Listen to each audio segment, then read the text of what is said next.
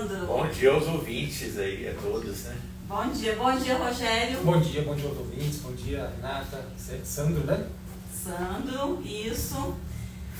Rogério, eu acho tão importante a sua participação aqui hoje, porque não só o Brasil, como o mundo, nós enfrentamos problemas climáticos, problemas de ordem, até na plantação, nas colheitas. Hoje existe até problemas no preço dos alimentos por conta desse problema climático. Então, o nosso tema hoje é o ser humano e natureza em equilíbrio. Consciência para um futuro sustentável. Mas eu quero, antes disso, Rogério, conhecer um pouquinho de você, saber a sua trajetória, como você chegou a essa consciência sustentável. Tá certo. Eu sou daqui do sul de Minas mesmo, né? Pode chegar um pouquinho o microfone perto. Eu sou daqui do sul de Minas mesmo, né? Da cidade de Boteiros. Apesar de ter passado uma parte da minha vida na região de Campinas, né? E Jundiaí ali. Voltei para cá agora. E eu acho que essa consciência sustentável, né? Ela vem com a pessoa. Porque desde que eu me entendo criancinha, eu gostava muito dessa coisa de índio, viver na floresta. Eu ficava na fazenda do meu avô lá, brincando no meio do mato. Então é um pouco da pessoa mesmo, né? Mas e casa muito com a necessidade atual, né? Hoje nós temos uma necessidade de pensar o meio ambiente, voltar a colocar o meio ambiente quase que em primeiro lugar. Não existe um primeiro lugar, acho que o grande problema foi essa distinção. No momento que o ser humano se distinguiu do meio ambiente, se apartou do meio ambiente, acho que aí começou o grande problema, né? Então a gente precisa se reintegrar o meio ambiente e olhar o todo como uma coisa só. Não tem como o ser humano viver sem o meio ambiente, nem o contrário. A gente já faz parte. Sim. Inclusive tem alguns dados bem interessantes que poucas pessoas falam sobre ele, que é o período chamado antropoceno, né? Na verdade, o Holoceno e o antropoceno. Começou o Holoceno há 10 mil anos atrás. Se a gente olhar a curva climática, eu estava conversando com você, os problemas ambientais do clima atual, né? A curva climática, antes de 10 mil anos atrás, existia uma variação climática pequena, assim, pequena entre aspas, grande para nós, seres humanos, né? Mas existia uma variação climática, períodos frios e períodos quentes, né? Seriam umas eras meio que glaciais aí. Então, assim, era a época dos dinossauros. Dinossauros são milhões, né? Milhões. Dinossauros, a gente está falando de então 60 milhões. Na época dos dinossauros, você tinha uma variação climática muito maior. A variação do clima era gigantesca. E aí o planeta Terra ele foi se reajustando, porque você tem o surgimento de plantas mais resistentes a variações climáticas, e você tem organismos nos oceanos, né, que controlam a absorção de gás carbônico e emissão também de gás carbônico. Então começou a ter uma certa estabilização do clima, que nunca ocorreu uma estabilização total, porque o planeta Terra não é estável ao redor do Sol. O planeta Terra, ao longo de milhares de anos, ele varia a sua distância para com o Sol. Ele não tem um movimento perfeito em volta do Sol, ele tem uma pequena variação. Então existe uma pequena variação climática ao longo dos anos, mas é uma pequena variação climática, né? É imperceptível? Assim? Não seria imperceptível, é imperceptível porque ela ocorre ao longo de milhares de anos. Sim. Então não é uma variação climática de um ano para o outro. Então a gente, como ser humano, não vai perceber. Né? Mas o sistema, o ecossistema... Se você olhar o clima ao longo dos anos, você tem assim, 10 mil anos mais frio, depois 5 mil anos mais quente. Isso para nós seres humanos é imperceptível. Né? Mas pensando em planeta Terra, é imperceptível. Sim. Né? E aí essa variação climática ela começou a se estabilizar por causa da própria evolução do planeta Terra. Tanto que as pessoas chamam hoje, né, o planeta Terra de um ser vivo. Sim. Que se autorregula. E o interessante é que o ser humano faz parte dessa regulação. Claro. Há 10 mil anos atrás, quando nós inventamos a agricultura, tem 10 mil anos que a gente inventou a agricultura. Não existia agricultura antes de 10 mil anos atrás. Olha. O ser humano era nômade, caçador-coletor. 10 mil anos quando inventou a agricultura, houve uma nova estabilização. A gente ainda não sabe exatamente como isso aconteceu. O que se percebe é que houve a estabilização. Então você tinha uma variação climática, né, tipo 10 mil anos frio, 5 mil anos quente, né, com variações de 4 graus, céus para baixo. As glaciações, né? As glaciações, exatamente. Isso é uma evolução da natureza, vamos dizer Eu assim? diria que é da natureza, mas a gente tem que se incluir na natureza. Sim, Essa não, é a gente está aqui para evoluir, né? O ser humano É. como parte da natureza. Porque se a gente pensar, a natureza promoveu uma certa estabilização, comparando o clima da época dos dinossauros para esse clima agora, estamos falando de 100 mil anos atrás, milhões de anos, para milhares de anos, né? Uhum. Teve uma certa estabilização.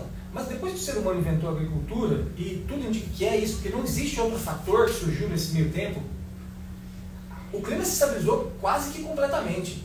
Você não tem nem as glaciações. Ficou bem Tem estável. uma coisa Houve um muito estável. equilíbrio na natureza. Eu não sei te explicar porquê, ninguém sabe explicar porquê. Olha que interessante, ninguém sabe explicar porquê, mas é uma observação. É um fato É um fato. que vinha variando e quando veio ficou estável. Uhum. Agora, Você estava falando da proximidade da Terra com o Sol, né? Mas parece que agora, de alguns tempos para cá, o Sol está mais instável. Estão ocorrendo mais explosões e os cientistas estão mais preocupados com essas explosões, da forma como elas vão chegar aqui, No planeta. no planeta. isso é uma coisa interessante, que é assim, essa preocupação se dá porque essas explosões solares, que são normais, agora podem interferir o ser humano, porque agora nós temos satélites em órbita que sofrem com as explosões solares. Ah, entendi. Entendeu? Então, por isso que agora elas estão começando a se tornar um problema, né? E elas sempre ocorreram. A atividade solar ela varia a cada 11 anos. O Sol tem maior atividade solar e menor atividade solar. O Sol não é sólido. O Sol é uma massa líquida. Líquida não, gasosa. Né? Que flui. Inclusive o centro dele gira, as bordas, os polos giram mais rápidos que o Equador. Nossa. Olha como aquela massa fluida ela vai se retorcendo e forma campos magnéticos que explodem às vezes na forma de explosões solares que são cristalizadas. E a cada 11 anos isso aumenta de intensidade e depois diminui de intensidade. Quando ocorrem as explosões, eles lançam partículas carregadas por sistema solar e vem até o planeta Terra. Uhum. O que consegue penetrar no planeta Terra acaba interferindo nas nossas comunicações, sistema de comunicação. E pode Dá um bug. interferir fortemente nos satélites. Uhum. Tá? E aí dá um bug. Tem mesmo temporário e tal, mas pode interferir. Entendeu? Então por isso que é essa preocupação que está surgindo aí. Mas é normal, tá? Uma curiosidade, não sei. Você falou que o Sol vai se distanciando. Não. Existe uma variação. É uma variação que vai e vem, vai e vem. Uhum. Então não é que ele está se distanciando. Sim, ele vai e uma vem. variação. Mas pra gente parece que o Sol está muito próximo. Parece que o Sol não anda tão quente. Porque parece que ele está chegando na Terra. Porque a sensação que a gente tem atualmente é de calor intenso, um sol mais forte. Ontem o Sol estava queimando a pele. Mas deixa eu só terminar aquele raciocínio anterior. Isso. Que a gente tinha variações, glaciações, né? Aí depois de 10 mil anos a gente teve uma estabilização quase que total, quase sem nenhuma glaciação, uma coisa impressionante. Uhum. Mesmo com essas variações de distância entre o Sol e a Terra, na verdade são vários movimentos, né? Que a Terra tem, ela tem as distâncias e ela tem uma certa inclinação. Sim. E o que aconteceu? O ser humano é como se o ser humano tivesse conseguido estabilizar o clima terrestre, o que é muito interessante. Mas ao mesmo tempo, nos últimos 200 anos, devido à queima de combustíveis fósseis, a gente está desestabilizando o sistema climático terrestre de uma maneira muito drástica, como nunca se viu antes, nos milhões de anos atrás. Né? A gente conseguiu fazer com que a quantidade de gás carbônico, que é o que retém o calor na Terra, aumentar assim, mais da metade do seu valor normal, o que faz com que a temperatura atual, pode ser isso, né, então, vai ficar muito maior do que dos milhares e milhares de anos atrás. Ou seja, o ser humano, apesar de ter promovido essa estabilização climática no passado, agora está desestabilizando a um ponto crítico e perigoso. E nosso corpo não é preparado. Então, assim, sem querer ir para aquele, mas só linkando com isso que a gente está discutindo aqui. Do Sol, Qual que ele tinha me perguntado antes de quando a gente começar a nossa conversa, né? Quais são os problemas maiores disso? O problema maior é esse aqui, às vezes você chega na tal do não retorno, né? Você ultrapassa a linha de não retorno. E quais são essas linhas de não retorno? Por exemplo, os polos terrestres são cobertos de gelo, tanto norte quanto sul. E o gelo reflete a maior parte da luz que chega nele, porque ele é branco. A luz branca reflete a luz. Então a luz do sol vem, bate e volta. Aí a luz esquenta. Quando o gelo derrete, você tem rocha embaixo, a rocha escura. Então o sol vem, bate e absorve. Mas absorve assim, sai da água para o vinho. Você refletia quase mais de 80%, agora você passa a absorver 80%.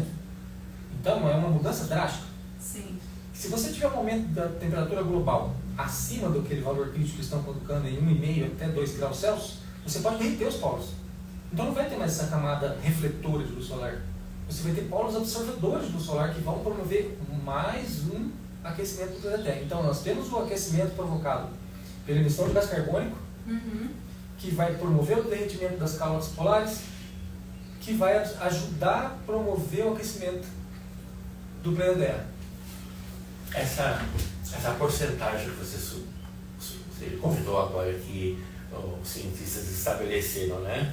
Isso é uma bobagem, porque nós não temos como prever, controlar a natureza e nem prever o que é que vai acontecer se aquecer demais. Não existe esse controle, eu acho, né? O senhor acha que esse controle, não pode passar, vamos lá, de 2%? Não é em graus Celsius. Então, mas a gente não tem como controlar isso. Vamos estabelecer uma meta, que nem eles estabeleceram, né? Chegar a tanto por cento, a gente consegue controlar tudo. Eu acho que isso não existe, né? Ou existe? Tem controle dos gases Do efeito estufa, né? Você acha que eles vão conseguir controlar? Eu vou me colocar como cientista. Eu trabalhei na área de pesquisa por muito tempo, inclusive com combustíveis alternativos, à base de restos de alimentos, né? Muitos na faculdade onde eu trabalhava, como pesquisador mesmo. Então eu vou me colocar como cientista. Tá? E atuo nessa área há muitos anos. Dei aula de gestão ambiental. Sim. Na Faculdade de Pitágoras, inclusive. Já tem um currículo extenso, é que eu não li aqui, mas você tem eu não sei nem quantas formações eu tenho. Tem muitos cursos, formação, doutorado. Doutorado não tem mestrado. Não, mestrado. Nossa, Mas eu diria para você o seguinte, a gente sabe o que gera esse aquecimento, somos nós que estamos emitindo o que está gerando esse aquecimento, que é o gás carbônico. A gente sabe de onde vem, que é da queima de combustíveis fósseis, tanto petróleo, carvão e gás natural. E se a gente conseguir controlar isso aí, a gente controla a temperatura. Porque existe um estudo que mostra que a temperatura global ela é proporcional ao gás carbônico. E isso é um estudo que vem desde da correlação, né, que se percebeu desde a época dos dinossauros. Sim. Você tem como, furando o gelo, pegar bolhas de ar que estão às vezes quilômetros de profundidade no gelo lá do Ártico. E essas bolhas de ar te mostram a quantidade de oxigênio que tinha lá, de carbono. E é um oxigênio mais limpo? Não que seja mais limpo. É que na natureza a gente fala oxigênio, mas na verdade existem vários tipos de oxigênio. Porque a gente fala só o pessoal de textura química vai se lembrar disso, né? São os isótopos. É o mesmo oxigênio, mas com pesos diferentes. Então tem um mais pesado e tem um mais leve. E a proporção entre eles te dá uma ideia da temperatura daquele momento. Então só estudando a proporção de oxigênio que existia naquela camada a 1 km de profundidade, você sabe qual a temperatura naquele momento. Então a gente sabe qual a temperatura do planeta Terra lá nos dinossauros, com precisão. E a gente sabe tudo o que vem depois disso. E a gente tem um gráfico de temperatura e a gente sabe primeiro o gás carbônico. Quer dizer, você pega o gás carbônico lá. E a gente tem um gráfico da quantidade de gás carbônico na atmosfera. E os dois coincidem. A temperatura coincide com o gás carbônico, desde aquela época. Então, assim, não existe dúvida de que a proporção de gás carbônico é condizente com a temperatura global. E o gás carbônico, quem está gerando? Nós. Portanto, é a ação do homem. Nós temos a capacidade de controlar o gás carbônico, portanto, controlar a temperatura. Nós temos essa capacidade. É a ação nossa, né? É a ação humana mesmo. É a ação humana mesmo. Tá, porque eu vejo, né, aquelas matérias, né, e vira e mexe, né, eles estão sempre tocando nesse assunto de controle da temperatura. E eu ficava pensando, mas como será que eles vão controlar essa temperatura? E se isso vai funcionar, né? Não existe uma ideia de controle de temperatura. Existe uma ideia de ações. De controlar o as excesso. Ações também. Né? A ideia hoje é assim, não deixar ocorrer um excesso. Sim. Porque esse excesso acima de 1,5 grau, você ultrapassa algumas barreiras, né? Alguns pontos de não retorno, que são vários. Então existe o ponto de não retorno do degelo dos calotes polares, que aí vão ajudar na intensificação da absorção de luz e aquecimento. Existe o ponto de não retorno da floresta amazônica, que é muito sério, porque a floresta amazônica é um ambiente pulmão, né? muito equilibrado. É o pulmão do... E assim, ele é um pulmão, tem um cientista brasileiro, infelizmente não me lembro o nome dele, mas ele tem uma palestra no TED, que todo mundo deveria buscar. Ele mostra que a floresta amazônica é pulmão, ela é fígado, ela é estômago, todos os órgãos. É sistema circulatório. Ela é um sistema completo. Ela faz tudo no planeta Terra, sabe? Uhum. E ela controla a temperatura, então ela é um radiador também. Sim. Da temperatura global. Porém, a gente não sabe. Uma árvore na floresta amazônica, ela lança para a atmosfera 1.000 litros de água por dia, através dos poros. A árvore, igual o ser humano, ela tem poros, ela soa para resfriar. Ela lança na atmosfera 1.000 litros por dia de água. E aí essa água vai para o céu e ela acumula lá e o vento leva. Então, o que eles chamam de rios voadores. A água que corre. Se a própria floresta também emite partículas, como se fossem aromas, né, de cheiro, que condensa essa água e faz chover, lá mesmo. Mas se você começa a cortar a floresta, né, primeiro que você não tem essa água na atmosfera alimentando a própria floresta. Sim. Porque a floresta se autoalimenta. É um ciclo, olha que interessante. Ela se autoalimenta. Ela se autossustenta. Eu não sei se vocês sabem, mas a terra da floresta amazônica é muito arenosa. E ela acaba, então, por isso, se empobrecendo muito rapidamente. Se você corta a floresta hoje, igual eles fazem, corta e planta alguma coisa, ela produz muito maior, porque tem muita matéria orgânica ali. É um solo rico. Mas em poucos anos, coisa muito pouco mesmo, no máximo 5 anos ela já fica pobre. Porque o solo enfraquece. O solo enfraquece muito rápido. Porque ele... perde aquelas o nutriente vai embora. Dos nutrientes. Porque é muito arenoso. Então a floresta amazônica tem esse grande problema. Se você não cuidar dela agora, e ela começar a diminuir, vai diminuir a chuva, que é o que mantém ela viva. Diminuindo a chuva que mantém ela viva, ela começa a se degradar, aí o solo começa a se empobrecer, o que não permite mais o crescimento da própria floresta. Sim. Então a floresta amazônica, que a gente conhece hoje como uma floresta tropical linda e maravilhosa, pode se tornar um cerrado. Imagina uma floresta como um cerrado. E aí a gente vai ter um impacto climático. E sim, um impacto climático. Então seria transpor mais uma linha de não retorno.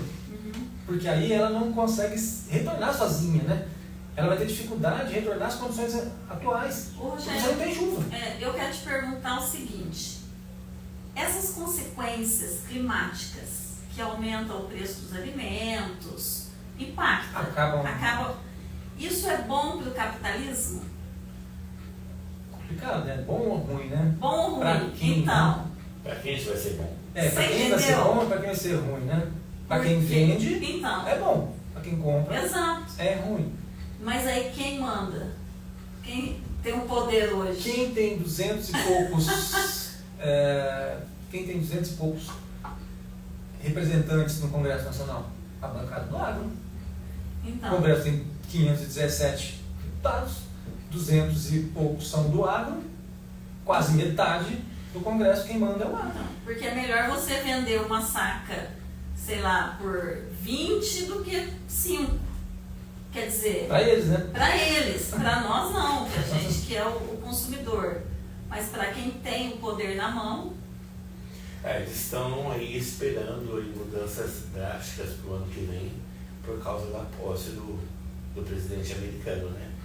E ele falou que não vai fazer acordos. Ele já falou que ele vai intensificar a exploração de petróleo. Então está todo mundo muito preocupado com tudo isso, né? Porque essa exploração pode agravar, pelo menos é o que os ambientalistas estão discutindo, estão colocando para a mídia, né?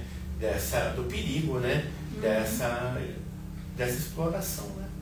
E esse valor de capitalismo, né? Eles estão visando só o dinheiro no momento, né? Sim. Eles não têm visão para as gerações futuras, né? Não. O futuro. A visão deles é muito imediatista, né? E só no pessoal.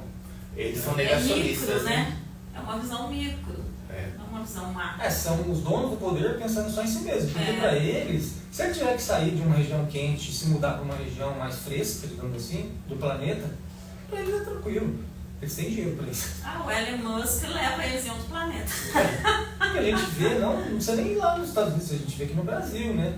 Regiões do Rio de Janeiro mesmo, que eram próximas do mar, né? Que no passado, há muito tempo atrás, eram ocupadas por pessoas mais de classe média baixa, elas foram expulsas para longe, para os morros, e aquelas regiões estão sendo tomadas pelas pessoas mais ricas, né? Então, isso acontece no mundo inteiro. E é porque é muito mais fácil quem tem dinheiro se translocar, escolher um lugar melhor para viver. E depois, o que é preocupação para nós, para eles não é. Se você está preocupado com o preço do arroz e do feijão, para eles isso é centavos. Sabe? O que é isso para uma pessoa que ganha milhões? O que é o preço do arroz e do feijão para quem ganha milhões, gente? Não importa para o mercado financeiro. Para nós, sim. Né? Somos assalariados, vamos dizer assim.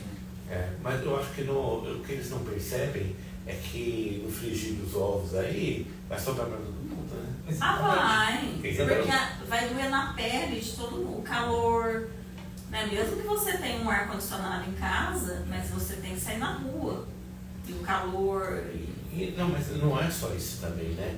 A falta de umidade. A gente está falando de questão climática e que vai afetar a sociedade como um todo. Vai. Aí, por exemplo, falta alimentos, falta trabalho, aumenta a violência, entendeu? Eles sabem disso, né? Quem deu poder sabe disso, mas não está interessado nos resultados, né? E eles estão começando a se preocupar com isso agora. Eles começaram a perceber que quando você altera muito o clima, você diminui a produção nos estados como Mato Grosso, Goiás, né, que são grandes produtores de soja, que acaba, infelizmente, para quem é mais da esquerda, a gente não considera a soja como alimento, porque a soja, a maior parte dela, acho que 94% da soja, é uma coisa absurda. Ela é usada para alimentar gado, não o ser humano. Então a soja produzida lá no Mato Grosso, lá no Oeste, não é um alimento para o ser humano diretamente, é um alimento para o gado. Né? E o gado é um dos maiores poluidores do ambiente, porque ele libera uma substância que é o chamado metano, que é 20 vezes mais poluente, causador do efeito estufa, do que o gás carbônico, que é gerado pela queima de combustíveis fósseis. Ou seja, a criação de gado, ela influencia até mais, né? Depende do local onde você está falando, né? No caso do Brasil, a gente tem 220 quase milhões de cabeças de gado, e 203 no último censo, né? Milhões de habitantes, a gente tem mais vaca no Brasil do que gente. E quem é que alimenta tudo isso? Né? A soja. Então a soja produzida não é alimento para o ser humano, é alimento para o gado, que grande parte é exportado, inclusive, né? Nem fica aqui dentro. E para o ser humano, mesmo, o pessoal fala muito do consumo de soja para os seres humanos também, né? Pouquíssimo. Eu mesmo não como carne de soja. A gente não tem esse costume. E pro corpo masculino, ela é um veneno, né? Calma lá, tem estudo mostrando que não. Ou naturalista, eu acho. Tem estudo mostrando que não. Porque até hoje que o senhor dizer é que pro organismo masculino, ela não traz muitos benefícios, não é recomendada. Ela não é recomendada. Não sei, ele é naturalista. Eu gosto muito dessa parte de nutrição também. Nutrição, então. então. Eu ia fazer o curso de nutrição. Você não come carne, Rogério? Como pouquinho. como pouca carne. Porque o corpo precisa do... Não necessariamente, não por isso. Se a gente come Da carne, é por proteína. gosto pessoal. Ah, é? Não é questão de é preciso. O grande A problema de quem proteína. não come carne é a vitamina B12, Ah, você pode repor. que você pode repor, né? Porque a vitamina B12 é produzida por micro-organismos. Né? Uhum. Então, assim, não que você... Porque tem aquele negócio, eu não como carne, por exemplo, você deixa de comer alguma coisa, mas você, para repor, come outra coisa que produz um impacto maior ainda. É. Mas isso não acontece com a vitamina B12, porque ela é produzida por micro-organismos. Uhum. Mas, assim, a carne é um dos maiores poluentes do sistema. Em se tratando de meio ambiente e aquecimento global. A carne é um dos maiores problemas. Tanto pela produção da monocultura, da soja, do milho, né? Uhum. Quanto pelo gado em si, que ele é muito poluidor, e a gente sabe hoje, está mais provado, que a criação de gado extensiva, que ocorre no Brasil, ocorre pelo desmatamento da Amazônia. Então o gado ele é prejudicial nesses 3 níveis, digamos assim, tá? Tá. A monocultura da soja, o desmatamento da Amazônia e a produção de metano, que é 20 vezes mais poluente que o gás carbônico. O gado seria uma coisa horrível, digamos assim, tá? Para o ambientalista... É, o ambientalista... Mas existem outras carnes, de porco, Não frango, não ajuda muito, é menos ruim, digamos assim. peixe. Mas você está falando de como fonte de proteína. Proteína, como Mas o fonte ovo não é melhor como fonte de proteína do que a carne? Como é que é isso? Não, Rogério. Nós queremos aprender, Rogério. A melhor fonte de proteína que tem é a soja. Para consumo humano. Mesmo do Ah, homem. Agora vamos lá, vamos desmistificar isso aí. Aí, tá Vamos vendo? desmistificar isso aí. Sandro, pode comer soja. Você não pode comer soja, então não. Aí é importante para você também. Ó. Ah, A soja tem uma ótimo. substância dentro da soja, né? Além da proteína. A soja tem muita proteína, quase tanto quanto a carne. A soja seria um substituto da carne, direto. Tá? Só que ela tem uma substância dentro dela que se parece muito com o hormônio feminino. Então ele pode atuar na geração do hormônio feminino, o que é ótimo para as mulheres, principalmente as, Quando a gente vai chegando aos 50, vai perdendo os hormônios. Ótimo, coma carne de soja, vai fazer bem. Ah, para Aí, menopausa. Principalmente na menopausa. Aí. Aí tem um estudo que mostrava, mas e os homens, né? Porque aí vai... Afeminar. Vai afeminar os homens que vai produzir estrogênio. Os homens vão começar a produzir estrogênio. Calma. Porque Não vai perder a masculinidade. Não, eu não falei nesse sentido. Eu falei assim que, por exemplo, que ela age no organismo masculino de uma forma diferente que ela age no organismo feminino. Por conta desse... O negócio é assim, que a mulher produz estrogênio. Entendi. Isso é natural da mulher produzir estrogênio. E essa substância da soja, por ser similar ao estrogênio, ela ajuda na produção de estrogênio. Então ela é boa para a mulher. Mas como o homem não produz, ou quase não produz, muito pouco estrogênio, então ele não afeta tanto o homem. Mas isso é altamente divulgado, né? Que Foi faz no mal pra passado. gente. Mas Não, qual que é no a passado melhor foi. soja? No passado foi. Muita No gente passado não come soja por causa do homem, né? Não come por causa disso. Existe isso quando você vai lidar com questão de alimentação, de tudo, que você entra mais profundamente, surge esse assunto, né? Surge, da soja no organismo masculino. Você lembra do ovo? O ovo teve períodos. O ovo é um veneno, o ovo é bom demais. Café também. O café, nossa, o café é um veneno, o café é um veneno. Leite. Manteiga, leite. Então isso... Cada organismo Mas essa vilão pra soja gente. que a gente compra, a granel lá, né? Aquela. Não, qualquer soja. Qualquer Pode ser texturizada, soja em grãos. Aliás, tem tantos métodos de fazer soja. Hoje tem até hambúrguer. Você pode ir Hambúrguer na de soja. hamburgueria, hambúrguer Tem de soja. É muito comum de grão de bico, né? de grão de Mas bico. tem muito soja também. Eu adoro fazer hambúrguer de glúten, de trigo. Como Eu não assim? tenho aquela doença, né? De glúten. Celíaca. Celíaca. Eu não tenho. A maioria das pessoas não tem. Então, a maioria das Eu pessoas... tenho que encher na barriga. Não, mas geralmente, sabe aquele teste do Inflama, pezinho? Toda criança inflama. faz? Aham. Faz um furinho no calcanhar da criancinha? Sim. E que vai fazer o teste. Então, assim, você já fica sabendo se a pessoa vai ter problema. Sério? Quando ela nasce ali, já faz o teste do pezinho, já sabe se ela vai ter celíaca ou não. A maioria das pessoas não tem problema de celíaca. Mas por que inflama a nossa região aqui do abdômen? Incha. Pode ser porque você está com dificuldade de digerir ela. Mas não que seja um problema celíaco agudo, né? Só uma coisa, uma dificuldade pessoal sua. Não que você tenha doença em si. Doença celíaca. Pode ser uma questão pessoal sua.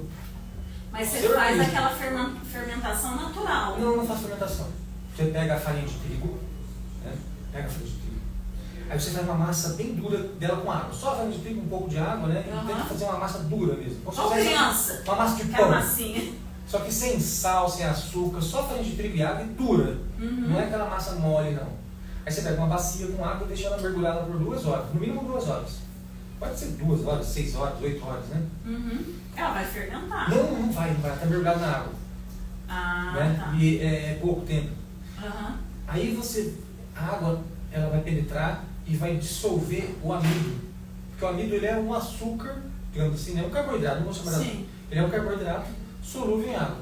Ele vai dissolver o amido. Aí você pega a água da torneira um pouquinho e vai lavando aquela massa. Por incrível que você vai lavar a massa. Ela não vai dissolver, não? Não, ela vai formar uma goma puxenta, siriguenta. Aquilo é a proteína. Porque o amido se dissolveu. Saiu. E vai sobrar a proteína da soja, que é o glúten. Vai virar uma amoeba. Que se formou, parece, o glúten se formou naquele processo que ela ficou mergulhada na água.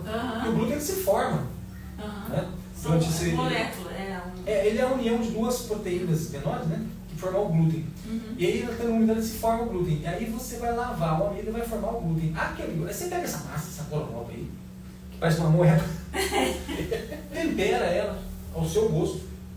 Eu adoro temperar com alho, sal e shoyu para dar uma cor de carne, que ela é branca, né? Que ela fica com cor de carne. Aí você faz os bifes e frita.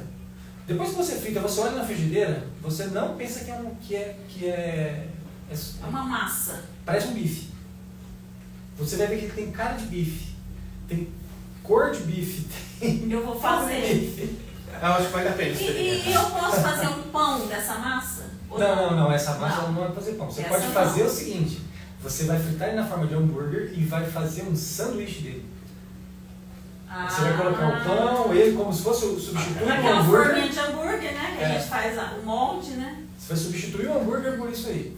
Uma vez eu tenho uma amiga que ela é vegetariana. Aí a gente convidou ela e o filho, o marido e tal, para comer na minha casa. A gente fez uma sessão hambúrguer. A gente comprou um hambúrguer normal e eu fiz 3 hambúrgueres desse aí. Né? Eu fui montando, e aí as pessoas iam pegando. E aí quando ela foi pegar o dela, cadê o meu? Né? Aí eu falei, não, cadê o seu? Cadê? Alguém tinha pego o dela, que era do hambúrguer, né, de glúten. Não, hambúrguer de carne. O menino vai descobrir qual foi. Todo mundo, não foi você. Aí a pessoa, pra mim tá normal, isso aqui é carne. Aí teve que abrir o hambúrguer, olhar, deixa pertinho, que parece, a cor parece, a figura parece. E o gosto. Até que a gente achou a pessoa que tinha comido. Aí você não percebeu? Eu disse, não percebi a diferença. Não percebeu a diferença. Deve ser maravilhoso. É bom. Eu vou fazer, eu vou testar. Eu tô começando a entrar nessa área. Eu já consegui cortar porco e vaca, carne de porco e carne de vaca. Já consegui cortar, mas me faz mais falta. Agora todo o processo de... Você vai eliminando, né? Não é de uma vez, você não consegue virar de uma vez, vegano de uma vez, né? Não. E aí eu vou nesse processo, sabe? De trocar, sabe? E nunca é difícil. Eu vou falar uma coisa pra você. Eu sou ambientalista, trabalho com isso, mas eu não eliminei. Eu simplesmente reduzi ao máximo que eu podia, né? E que eu me sinto satisfeito. Então, assim, eu não eliminei porque se eu vou na casa de alguém, eu não vou deixar de comer o que tem lá. Entendi. Se no final de semana vem gente na minha casa, eu não vou deixar de fazer alguma coisa que as pessoas estão acostumadas a comer. Se eu vou num restaurante, eu quero experimentar uma coisa diferente que tem ali. Eu tenho curiosidade também de experimentar uma carne de um peixe diferente, então eu não eliminei, eu só diminuí a quantidade, né, para causar o mínimo impacto. Você põe hoje mais legumes? Olha, eu faço tanta coisa diferente. Eu gosto muito de carne de soja. Eu aprendi a fazer a tal da carne moída de jaca. Eu fiz, a minha mãe comeu, achou maravilhoso. Mas mãe, né? Não, e ela não... Mãe é mãe. O milhão de mãe não vai, não. Não vai. Ficou muito boa, Ficou tão boa, ficou tão boa, que quando eu terminei a carne, eu dei um pouco pra minha cachorra e ela ficava me pedindo desesperadamente para eu dar mais para ela. Ela queria. Pro cachorro. Mas sabe, Então, que tem né? Entendeu? você sabe que quem me fez repensar essa questão alimentar foi meu cachorro, né? O cachorro. Ah. Meu cachorro. Porque assim, eu adoro animais, adoro. Hoje eu não tenho mais tantos, mas quando eu era mais novo, a minha casa parecia um jardim zoológico, né? Tinha bicho e tudo quanto é jeito, entendeu? Você tá igual minha neta, ela fala que quer ser veterinária. Ela ama. E aí, assim, mas eu desenvolvi um carinho pelo meu cachorrinho muito grande, sabe? Aí eu fiquei pensando, aí eu comecei a pensar nos outros animais também, falei, nossa, e eles têm sentimentos, eles têm, e a gente está comendo eles, né?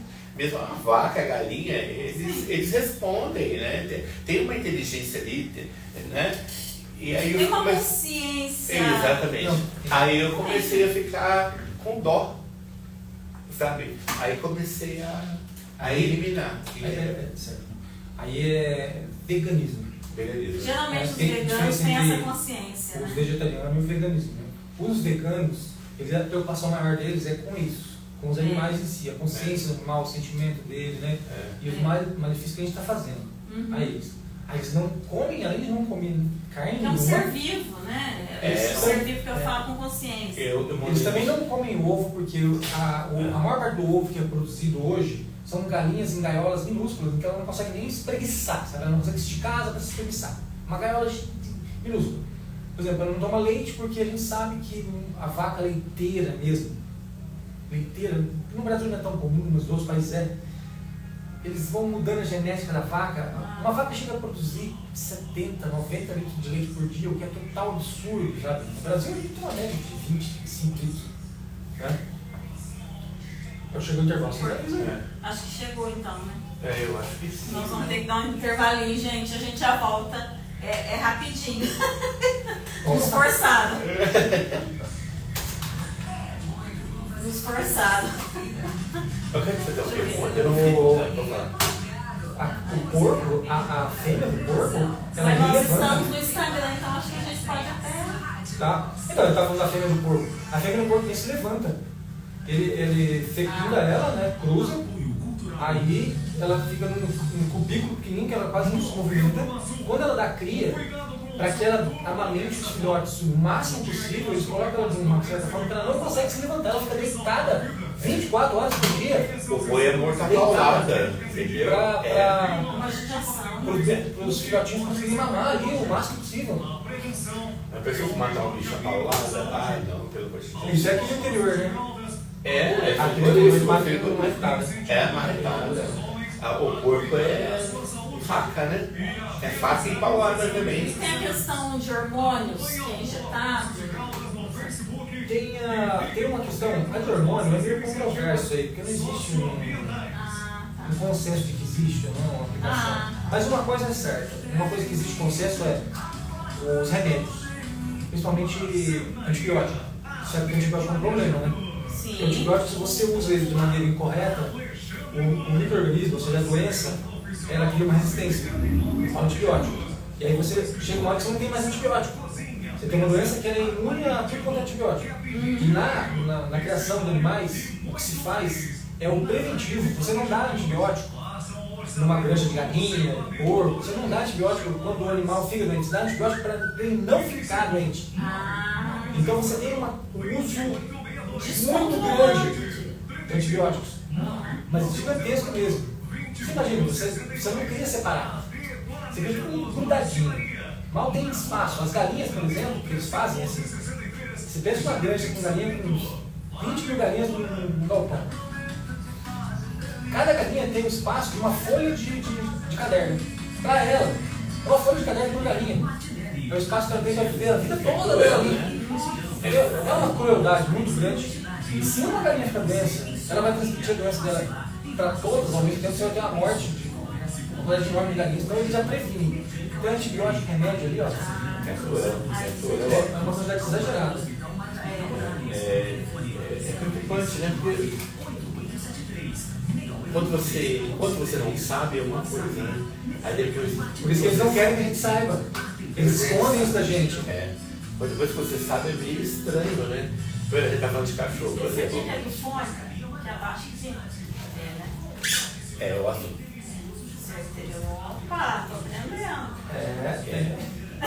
Olha o tamanho da mesa. É muito. Muito botão. Botão. E nós somos impactados por tudo isso o tempo todo.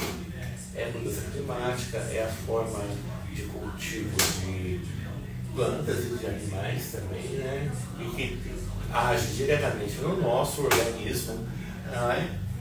Trazendo doenças. Você vê que o ser humano ele não tem mais a resistência que tinha antes, né? Os nossos antepassados. Até por uma criação, né? Você sabe que a maior parte da resistência do ser humano ela surge na infância. Se a gente é exposto a micro-organismos que existem maléficos e benéficos do sistema. Tipo, pisar na terra, Pisar na terra, descalça. mas não é qualquer terra também, né? Não é aquela. Esse que é o problema, sabe? Bom, amigo meu, porque antigamente se a criança limpava chupeta no chão, você catava, limpava na rua e dava pra ela. Tá, peraí. Antigamente, onde o cara pálida? Na fazenda, no sítio, numa cidadezinha pequenininha, lá no quintal da sua casa, hoje se uma criança que limpa uma chupeta no meio da rua, filho, aquela rua ali tá contaminada, sei lá o quê. Você não vai limpar, então, é outro ambiente. Então, a gente cria a maior parte da nossa imunidade tendo contato com esses micro-organismos. Tudo bem, mas num ambiente saudável. Sim. Então, uma criança lá do interior. Não na metrópole. Não, na metrópole. O solo da metrópole não é saudável. Sim. Mas o solo de uma fazenda, rural, uma chácara, né? rural, é saudável. Então, ali é um ambiente propício para a criança nascer e crescer em contato com os micro-organismos do solo, criar a imunidade e virar um adulto mais resistente. Mais resistente. Né? E com muito menos alergia. Isso já está comprovado. Hoje, Sabe, se você tem uma criança que cresceu nesse ambiente de roça, coisa assim, ela tem muito menos alergia do que uma criança que cresceu em um apartamento sem contato com esses micro-organismos. Tem alguns países que eles vendem na farmácia cápsulas desses micro-organismos para você dar para as crianças. Porque a criança na cidade ela não tem contato com isso. criança de apartamento, eles falam, né? Que não tem contato. Mas você sabe, Rogério, o meu sobrinho hoje tem 9 anos, mas ele nasceu com alergia de ovo e banana. Banana? Nossa, é a primeira vez que eu ouço. É a primeira vez que eu ouço também.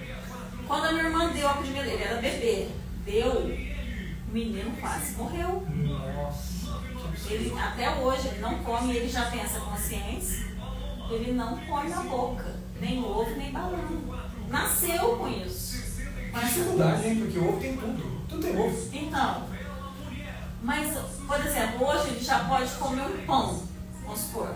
Ele não come o ovo. Então, mas qual pão que não vai ovo? Tem que ser um pão. Não. Mas se ele comer o ovo, já tampa aqui, o olho dele incha, vira. E a banana também. Que eu nunca tinha visto também. Ovo até que Ovo, mais complexo, mas banana realmente Acredita? é diferente. É diferente, né? Então, não sei, pode ser alguma mutação genética, sei lá, né? Aí a gente entra numa seara tão complexa. Então, que eu não entendo, então não posso falar, né? Não, é polêmica mesmo. Eu posso voltar um pouquinho? A gente estava falando sobre o clima, né?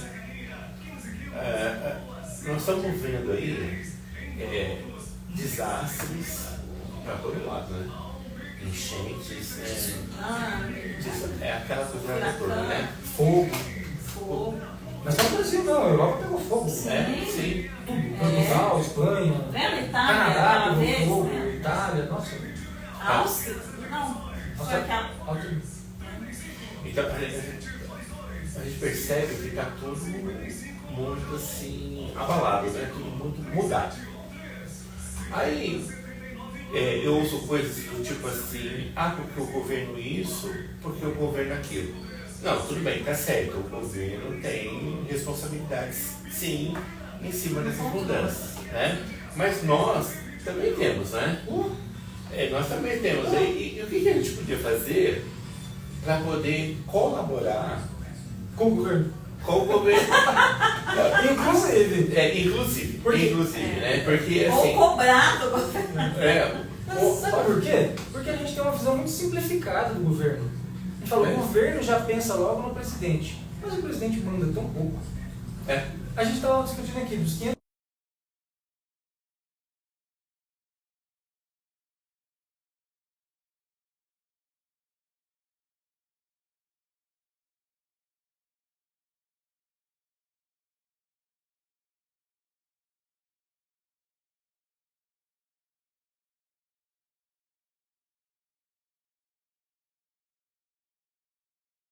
mudanças climáticas, e aí eu estava falando que nós percebemos aí no dia a dia as mudanças no planeta inteiro. Então, fogo, enchente, terremotos, né, no planeta todo. Todo ser humano está exposto a esse tipo de coisa agora. E a gente ouve muito falar assim, o governo isso, o governo aquilo, né? Mas eu penso assim, que não é só uma coisa de questão de governo, é uma coisa de indivíduo também, né? Então eu fiz a pergunta para o Rogério, né? Para o Rogério, o que nós, cidadãos, né? O que nós podemos fazer para colaborar com tudo isso que está acontecendo, né? Cada um ali no seu ambiente. Exatamente. Colaborar. Aí são duas vertentes. Tem o que eu posso fazer na minha casa e tem o que eu posso colaborar com o governo. Porque, como eu estava falando, o governo ele é muito complexo. Porque o executivo, a gente fala, o presidente da República, mas o presidente da República é executivo, ele não faz leis. Uhum. Ele executa o que já existe. Sim. Então ele segue ordens. Ele tem um orçamento para gastar, mas as ordens praticamente estão seguindo ordens. Uhum. A legislação, quem retira, por exemplo, a legislação que favorece o uso de agrotóxico, quem faz a legislação são congressistas, são os deputados que fazem essa legislação. Se a bancada do ar tem uma maioria lá dentro do Congresso. Sim. Né? E o Brasil é um dos países que menos paga impostos para água, para pesticida, para agrotóxico, do mundo. Pois é, não é punido ainda E, de estar assim, vendendo. não é culpa do que a gente fala governo. A gente fala, não é governo. Não é culpa do presidente da República, é culpa dos congressistas. Então, aí, né, e assim, quem favorece tanto a compra de agrotóxico, quanto você não cobrar imposto sobre adubo. Sabe, adubo no Brasil paga pouco imposto, agrotóxico paga pouco imposto, sementes pagam pouco imposto.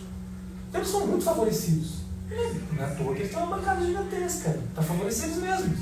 Tem muito dinheiro. Aí, qual é a nossa parcela de culpa? Nossa parcela de culpa é votar nesses deputados que representam eles. Então, quando a gente vai votar no deputado, estuda o histórico dele, gente. Aí cabe a nós. Estuda o histórico dele, ele está favorecendo quem? Ele representa quem lá dentro? Ele representa você mesmo?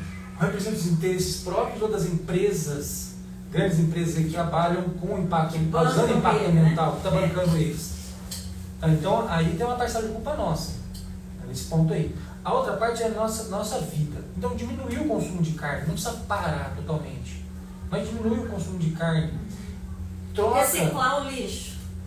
Tenta produzir menos lixo, principalmente. Né? Tenta pensar em reciclar lixo. Tenta usar uma coisa há mais tempo. Ao invés de você comprar um carro e daqui a 5 anos eu já vou trocar. Pensa num carro que vai durar mais que isso. E aí você tenta trocar o carro menos vezes. Celular é a mesma coisa. Em vez de ficar trocando o celular todo ano, compra um celular que dura mais tempo, você troca menos. Então, quanto menos você descartar, despejar isso, por mais tempo que você use uma coisa, e tem uma coisa interessante que é uma coisa que eu fazia. Quando eu comecei a dar aula, por exemplo, na faculdade, logo que eu entrei, eu já peguei uma canequinha de porcelana. Aí, eu era o único professor, dos mais de 50 professores, que tinha uma canequinha de porcelana. Mas tem que ser caneca de porcelana, assim, porque ela não pega gosto. Eles usavam um copinho de plástico. Então eles iam tomar café e pegavam um copinho de plástico. Iam tomar suco, pegavam outro copinho de plástico. Né? E por quê? Porque pega gosto. Então, você usa suco, aí depois você vai tomar café, fica o cheiro, né? A pessoa não quer. A porcelana não tem esse problema. Ela não pega o aroma. E essa caneca de porcelana ela durou durante quase 10 anos que eu trabalhei lá. Aí eu fiquei calculando, nossa, se eu tivesse gastado 2 copos por dia, quantos copos eu economizei nesses 10 anos? E aí por quê? Porque eu usei uma coisa que teve uma durabilidade gigantesca e ela teve várias funções. Então se você pensar assim, né? Aumentar a durabilidade daquilo que você compra e comprar coisas que tenham várias funções, você já está colaborando com o meio ambiente.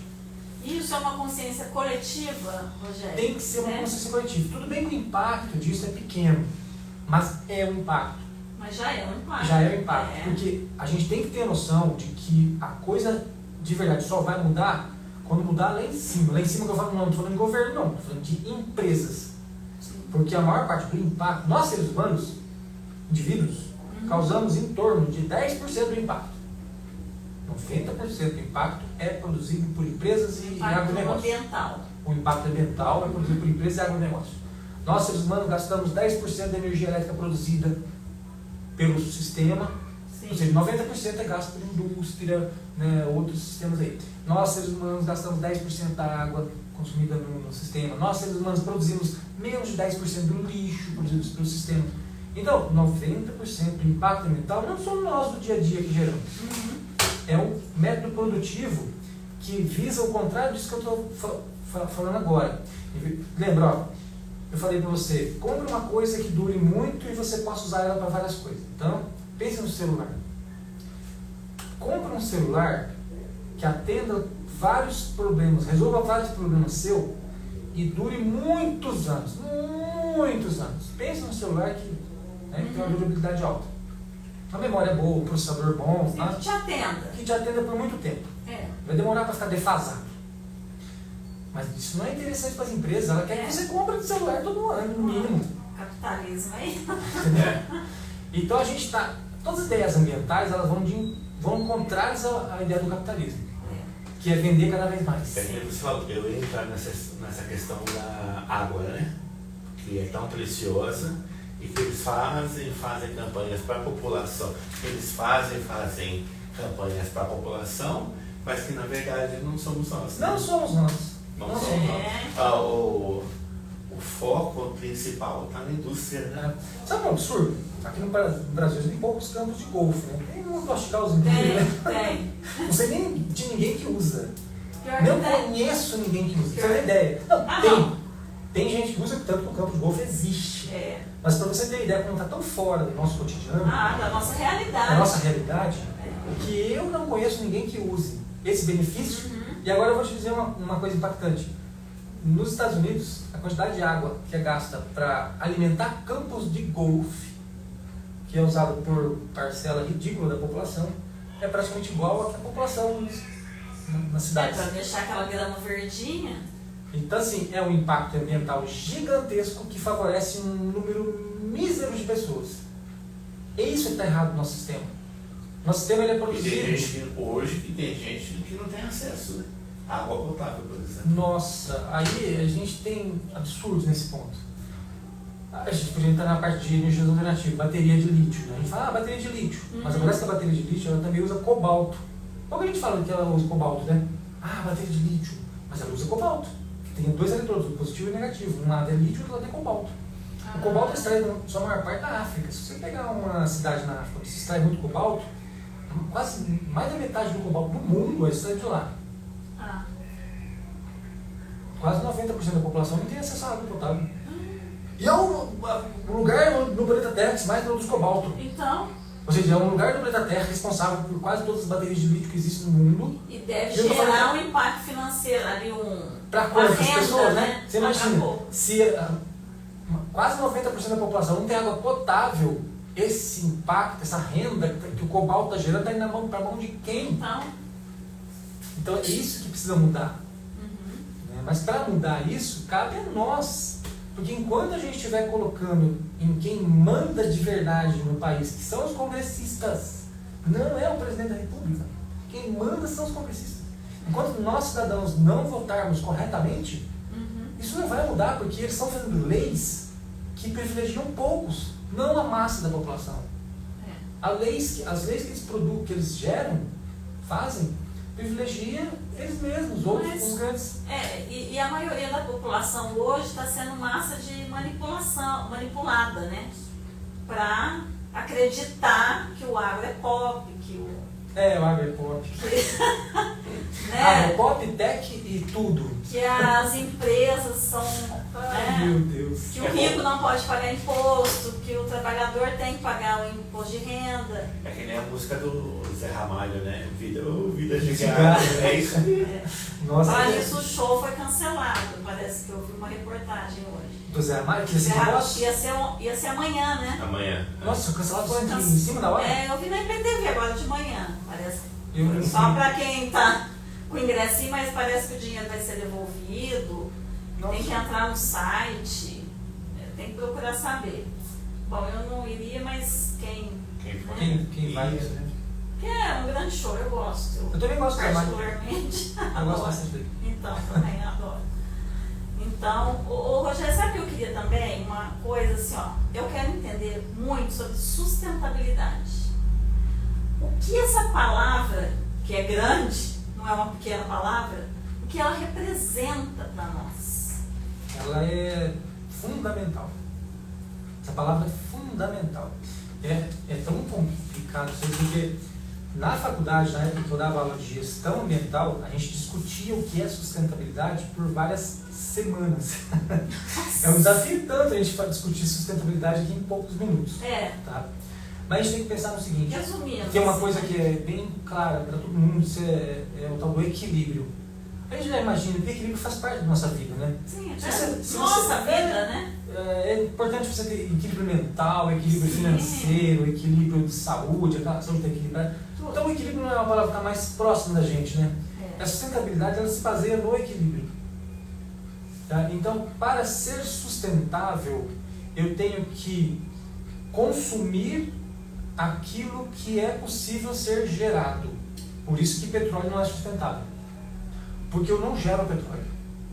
O petróleo eu só consumo. O petróleo demora milhões de anos para serem gerados. No subsolo, matéria orgânica. Só que eu consumo ele em algumas centenas de anos. Algumas dezenas de anos, digamos assim. Então não é sustentável por isso. Porque a velocidade com que eu consumo é muito maior do que a velocidade com que ele é produzido. Entendi. Né? Lixo. Vamos pensar que quase é resíduo, né? Resíduo. Mas o lixo mesmo não deveria existir. Né? O resíduo. Quando eu gero, vamos pensar no resíduo orgânico que é mais fácil de entender. Quando eu gero resíduo orgânico, quanto tempo demora para ele se decompor no meio ambiente e voltar a ser nutriente para as plantas? Não, alguns meses. Em 1 ano. Por incrível que pareça, em 1 ano eu consigo transformar tudo que eu produzi de resíduo orgânico, casca de banana, batata, restos alimentares, ele retornar de novo a ser nutriente para as plantas. Em 1 ano. Olha que ótimo. Porque ele se decompõe rapidamente. Já existe no meio ambiente micro-organismos, principalmente fungos.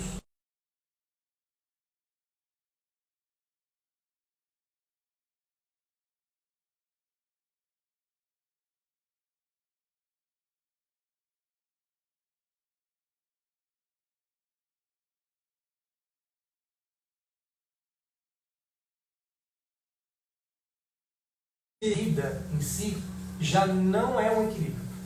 No momento em que você equilibra a vida, ela morre. Não, então, é isso que eu quero. Não é vida mais. Isso que eu quero dizer. O equilíbrio da vida não é estático. Não pode ser, senão não é estático. O equilíbrio da vida ela tem que ter ondulações. Ela tem que estar senão não tem fluidez. Exato. É isso que eu quero falar para quem está nos ouvindo. Não é um equilíbrio, vamos parar aqui, vamos ficar estático aqui. Não, tem que ter fluidez. Tem que ter fluidez, ela exige que a coisa ande, né? Então não pode estar equilibrado. Isso. Totalmente equilibrado. Mas quando a gente fala em meio ambiente, em resíduo, energia, né, matéria-prima, a gente tem que pensar no equilíbrio no seguinte sentido. Eu estou produzindo resíduo, que o mais fácil de entender é com matéria orgânica, porque faz parte do nosso cotidiano, até visualizar a produção de resíduo orgânico, né, de casca de banana, batata e tudo mais, e faz parte do nosso cotidiano perceber que aquilo se transforma em adubo novamente quando você joga na terra, né? Ele vai se incorporando no ali. vasinho de planta, ele vira adubo. Ele vira adubo ali. Então, esse é visível pra gente. O que seria o equilíbrio aí? Eu tenho que produzir a quantidade de resíduo orgânico na mesma velocidade com que eu consigo recompor ele no solo. O que para nós, no nosso cotidiano, já é impossível.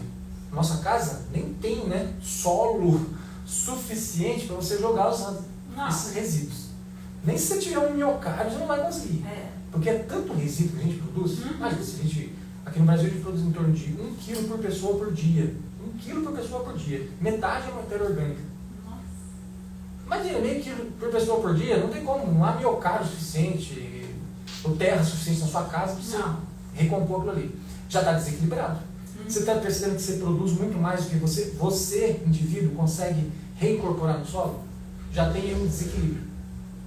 Então a gente deveria ter um solo maior, disponível para cada ser humano, um solo maior para incorporar esse resíduo. Agora pense em coisas que demoram mais ainda para serem reincorporadas no meio ambiente, como material do celular. Nossa, decomposição do celular. Plástico, então, são milhares de anos para esse. A bateria do celular que você está falando agora. A bateria do celular, pilha. Né? E aí você desequilibrou. Né? Você está produzindo mais do que você consegue reciclar. Vamos chamar de reciclar essa reincorporação no sistema. Né? Então, a gente acaba estando desequilibrado em quase tudo. A gente consome muito mais energia do que o planeta Terra é capaz de produzir. Sim, porque a gente consome na nossa casa não só energia elétrica, a gente tem que pensar em combustíveis, tanto do gás de cozinha quanto do carro. Né? Então não é só energia elétrica, tem energia de combustível do carro, do gás de cozinha, é muito mais energia que isso. E tem energia que foi consumida para produzir os bens materiais que a gente consome, para transportar esses bens até aqui, para produzir esses bens, né? Seja alumínio, vidro, né? Todos eles, ferro, tudo é energia. Tudo. E a gente consome muito mais do que a gente é capaz de produzir. Mas por que a gente não consegue? Porque boa parte dele vem do petróleo. Boa parte dessa energia ainda vem do petróleo. Mas não esqueçamos, o petróleo é finito. Ele vai acabar. Então, existe um desequilíbrio, portanto, não é sustentável. E quando esse petróleo acabar? E aí? A gente tem que ter outras formas. Pensar, então, mas vocês já estão assim, só pensando. para entender a sustentabilidade. Para você entender a sustentabilidade, você pensa daqui a 50 anos, daqui a 100 anos. O que eu faço hoje, ele pode permanecer da forma como está por 50 anos, por 100 anos? Isso vai conseguir se manter? Sim, é um sistema sustentável. Não, não é um sistema sustentável. E nós estamos num sistema não sustentável em quase tudo. Desde produção de energia, quanto produção de matéria-prima, quanto produção de resíduos, seja ele orgânico ou inorgânico. Nenhuma dessas coisas é sustentável do jeito que está hoje. A energia eólica, ela... Vamos lá para a energia, boa. Ela é sustentável? A energia eólica é sustentável, sim, por causa da durabilidade dos aerogeradores. Que ele tem uma durabilidade gigantesca, coisa de mais de 20 anos. Né? E a quantidade de... Para você ter ideia, a gente pode tentar medir isso através da questão de impacto de carbono. Então você pega assim, porque o impacto de carbono é legal, porque ele é como se ele pegasse uma média da cadeia toda. Porque o carbono, que é o gás carbônico que causa o aquecimento global, ele é produzido não só quando você queima o petróleo, mas ele é produzido quando você pega um caminhão e leva aquela turbina, né, a hélice do aerogerador até lá no Ceará. Ela é produzida numa região aqui, sei lá, região distante, põe um caminhão e leva até lá. A produção dela, consumir matéria-prima. Então cada uma dessas coisas gera um impacto. Sim. E como elas consomem energia, consomem matéria-prima, você tem como medir isso através da quantidade de gás carbônico que ela gera. Então, se você medir a quantidade de gás carbônico que uma coisa gera na sua cadeia como um todo, você tem uma ideia do impacto dela. E os aerogeradores geram menos impacto ambiental do que a célula solar, do que os painéis solares. Você tem ideia? Nossa. Bem menos. O Nordeste, eu acho que tem muita energia eólica, né? Tem. Já tá... E vai ter muito mais, porque o investimento que está tendo ali está na ordem, está previsto até 2030, um pouco mais, 150 bilhões de investimento. Então aí você vai, e o governo? Qual o papel do governo? Nossa, vocês não fazem ideia. O esforço que o governo está tendo para tentar... Financiamentos. Porque ele não tem dinheiro próprio. O Brasil não tem dinheiro próprio. Ele precisa de financiamento externo.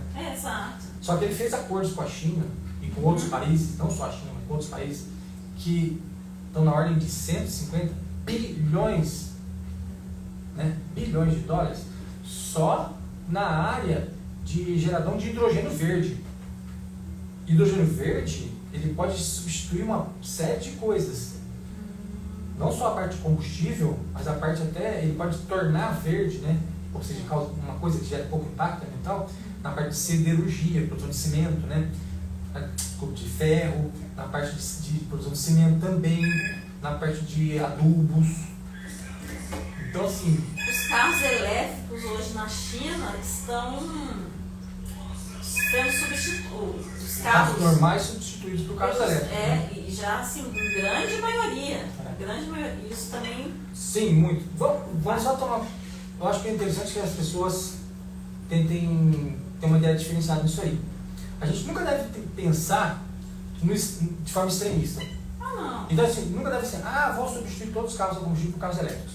Não. Ou nunca tem uma solução única. Uhum. Mesmo porque cada solução ela é melhor para um certo setor. Então, o carro puramente elétrico é muito bom para você andar dentro da cidade. Sim. Um carro que você já vai viajar, carro híbrido. Sim. Né? Agora, no Brasil, nós temos uma coisa que nenhum outro país tem, que é o etanol. O etanol, para você ter ideia, ele tem um impacto ambiental 80% menor do que os outros combustíveis todos. 80%. É maravilhoso o etanol. Tanto que existe um projeto do governo para fortificar a indústria do etanol, que o etanol hoje já entra na gasolina, que é praticamente o único país do mundo que usa etanol na gasolina para controlar a octanagem da gasolina, é uma vantagem do Brasil. Ele já entra em torno de 22% a 27%, mas o governo vai aumentar para... vamos falar do governo federal. Vai aumentar para 35%. Então já é uma fortalecer o etanol, que vai melhorar o meio ambiente e fortalecer a produção de um combustível que é sustentável, é bem mais sustentável do que os outros combustíveis. Nossa, que maravilha. Quanto tempo nós temos? Ô Rogério, nós acabamos já. O Cordeiro já apareceu aqui. Infelizmente, porque a gente falaria muito mais tempo. Muito mais. Mas a gente marca outra data?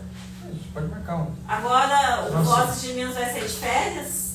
Não é, Sandro? Até 19, né? 19 agora. 19 de dezembro? Então nós vamos dar uma pausa. Isso. E a gente volta. Nós vamos ver o seu Cordeiro, qual é a data de retorno. Do retorno, tá? Então esse foi o último aqui. Desse ano. Mas eu adorei, foi um tema importantíssimo. Tem que ser discutido cada vez mais. Não foi gostoso? Foi muito bom. E leve, gostoso. Apesar de ser impactante. E as pessoas têm que ter mais consciência ambiental mesmo. Né? Fala-se muito, mas não sei, parece que não entra na cabeça das pessoas. Porque sabe? vai contra a própria vontade da pessoa. No momento que eu falo pra você, olha, você não pode estar comprando celular todo ano, você não pode andar de carro para ir na esquina comprar pão. Mas aí o consumismo, consumismo. O capitalismo te obriga a... Aí você na televisão toda hora, compra o celular que não sei o que, não sei o que. Você não vai gostar quando eu falo pra você consumir menos. Então, nem você vai gostar, nem o empresário vai gostar. Apesar que eu não estou consumindo muito, não. Não tá, não? Não, muito não. Eu preciso parar. Gente, obrigada quem acompanhou a gente. Nós vamos dar essa pausa, mas a gente logo volta. Acho que em janeiro. E eu quero voltar com você. Pra gente continuar esse assunto. Obrigada, viu, Rogério? Eu que agradeço. Foi muito bom, adorei te conhecer. Não conheci o Rogério, conheci a tia dele. Uma belezinha, adoro ela, adoro. E adorei te conhecer também. Que bom. Viu? Obrigada. Obrigada a você que ficou com a gente no Instagram. Nós vamos colocar a entrevista aí, completinha depois, para vocês acompanharem. Tá certo, ótimo. Obrigado. Vamos devolver aqui. O problema que entra agora não chegou. Chegou agora. Então nós terminamos na hora. Vamos fazer uma foto. Se a gente curtir isso.